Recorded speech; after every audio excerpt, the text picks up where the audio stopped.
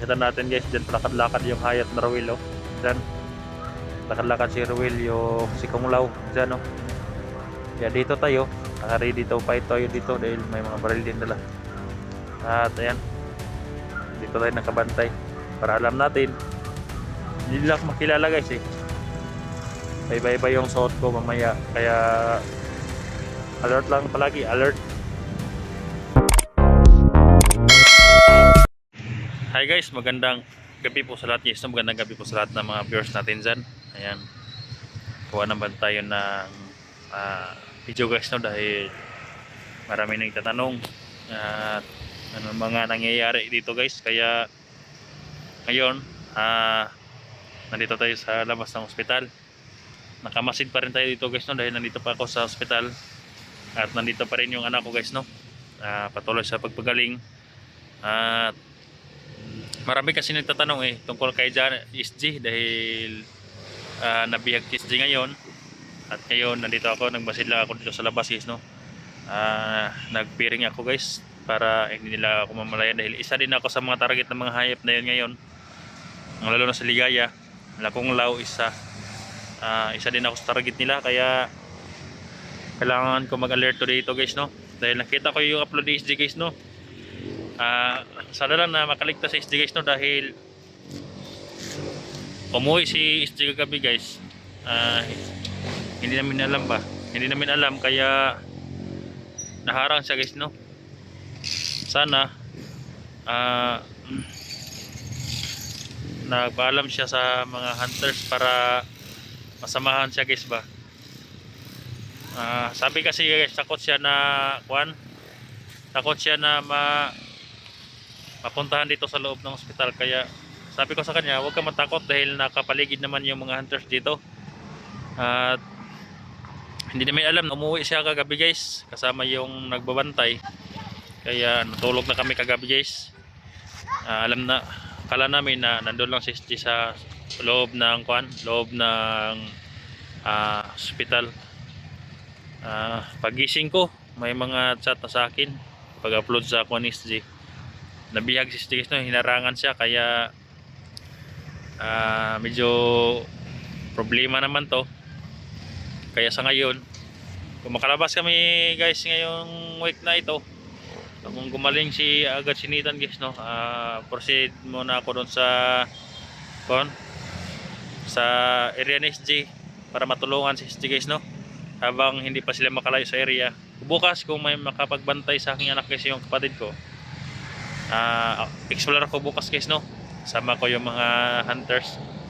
Kaya sa ngayon, panalangin lang natin guys na ligtas si SG at lahat ng mga hunters na tutulong kay SG guys, ligtas guys, no. Ayan, shoutout pala kay Rene, shoutout siya dyan. Paring Bugarin, ayan, shoutout siya dyan. Didili na ina at tinidando, ayan, shoutout siya dyan, nanay na floor, ayan, shoutout siya dyan. Saka si Mami Ninitan, ayan, Mami yan. Kaya salamat po sa support ni Nathan. At sana lang na gumaling si Nathan agad para maka-uwi na kami guys, no. At masip ko na yung anak ko at makabalik na ako sa explore. Dahil sa ngayon may maraming banta kasi guys sa dito sa hospital, kaya hindi ako magkumpiyansa. Kaya nakamasid ako dito sa labas. Ayan.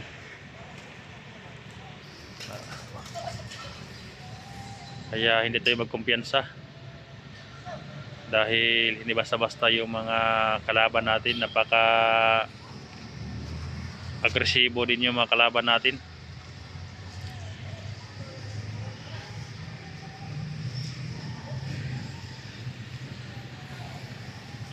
Labis na akong papasalamat guys sa inyong support, lalong lalo na sa mga solid supportin at saka silent viewer natin dyan, no.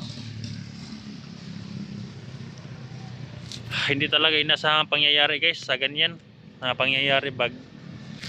Nag-live pala si Johnny kagabi at tinitingnan siguro ni SG na nag-live. Akala ni SG ba na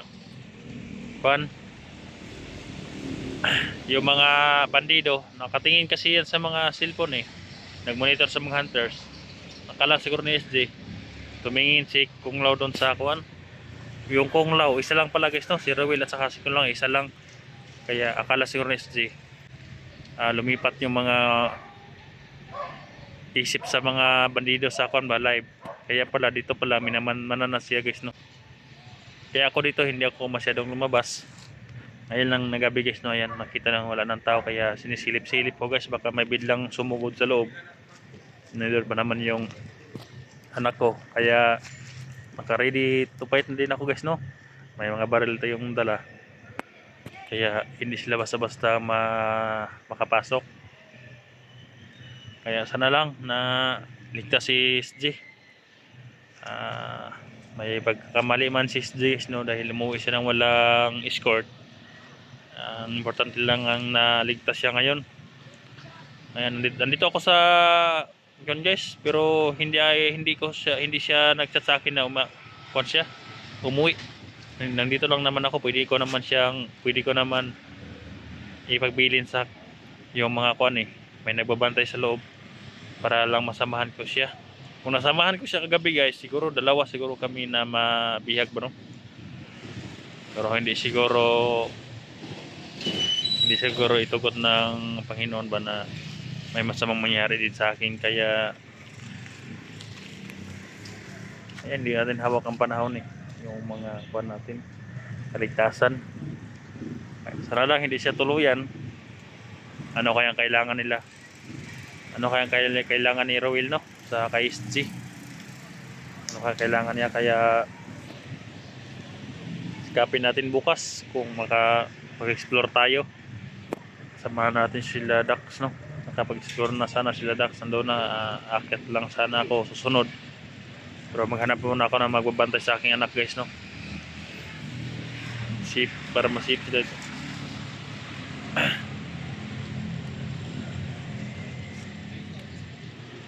Nakadetect na palagi yung kon ko guys eh. Yung agimat na yun nandito sa dibdib ko guys. Nakadetect to palagi. Kung may mga kalaban dito na ayan, papasok. Hindi naman ma-detect yung mga kon guys eh. Yung mga civilian lang.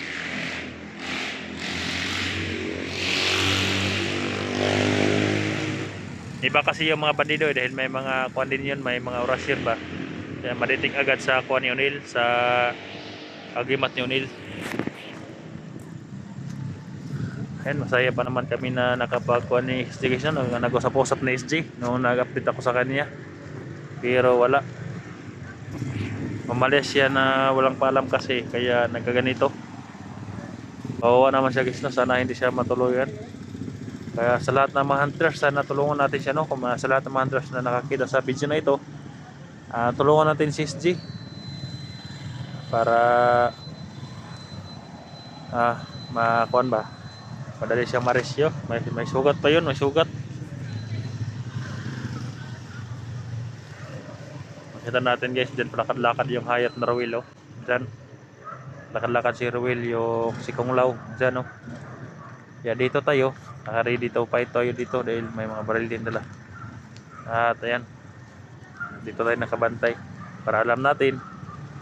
Hindi lang makilala guys eh, iba-iba yung suot ko mamaya. Kaya alert lang palagi, alert.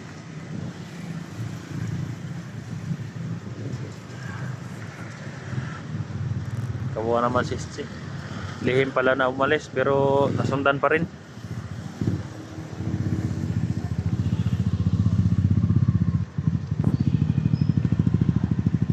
Ay hindi tayo magkumpiyansa guys, no? Kaya yung kamay ko guys pala nakahawak sa kwan, sa agimat. Wala na kasing agimat si kwan guys, si kwan. Wala nang agimat si SG dahil sa nakuha ng bandido. Upal guys, oh.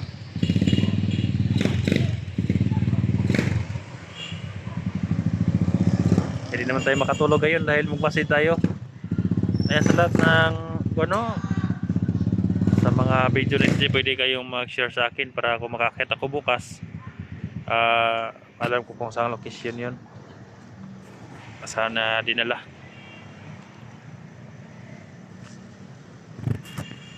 So, kubal yan guys, napakalaki.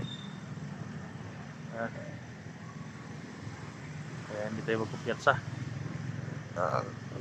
Ayan o.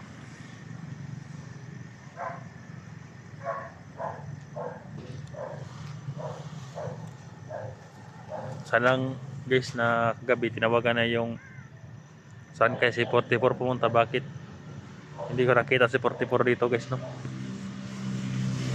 Sana kayo yung ginto niya.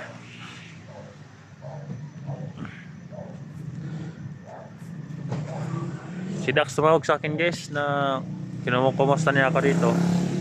Sabi nga kung sasabay ako bukas sabay na daw kami bukas guys ko. Sabi ko hanap muna ako ng magbabantay para makatulong ako doon. Siyempre unahin ko din yung anak ko guys, no, dahil anak ko ito eh. Nasa kuan, may sakit. Kaya pilitin ko na may magbabantay nito para madali ma-rescue si kuan SG. Panalangin na natin, pray natin guys na walang mangyaring masama. Napaganda dun guys, oh. Kaya dito ako pumisto. Ayan.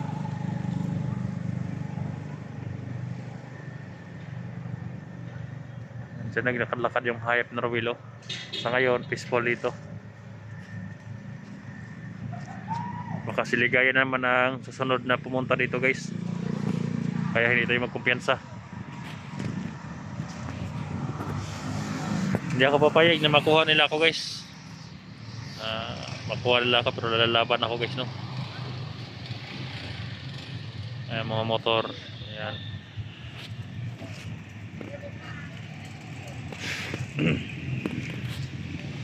Mga hayop talaga mga yan eh. Kaya tol, bukas parating na ako dyan sa location mo. Hanap ko ng paraan na makatulong ako sa iyo agad para hindi ka na maano ba, baka sana bumalik din sila buds, no, yung Team Pogi. Sobrang kumpiyansa kasi guys eh, sobrang kumpiyansa, kaya dapat hindi tayo magkumpiyansa. Katulad ngayon na sitwasyon, init na init yung kalaban, kaya bawal na magkumpiyansa talaga. Hindi ko alam, baka nangatauhan ni Kung Lao at ni Ligaya yung nagdala kay SG ngayon. Hindi ko alam, baka babalik yung mga commander rito. Dahil isa talaga ako sa mga target nila, mga hayop na yan.